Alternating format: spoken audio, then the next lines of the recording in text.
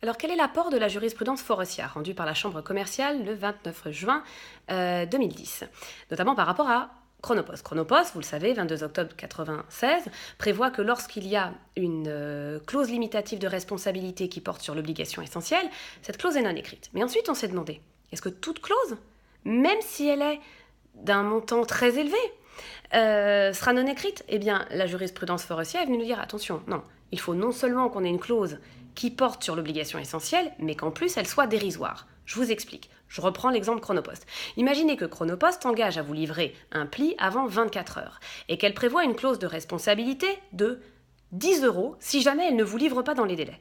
Là, honnêtement, vous êtes d'accord, la clause est dérisoire. Chronopost n'est pas vraiment engagé.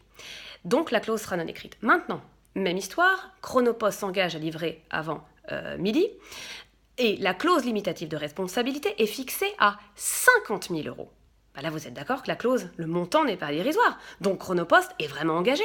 La clause de responsabilité porte bien sur son obligation essentielle, mais comme elle est suffisamment élevée, Chronopost est finalement engagé. C'est ça l'apport de Faurecia. Il faut que la clause soit d'un montant très faible, dérisoire, pour qu'elle contredise la portée de l'engagement du débiteur.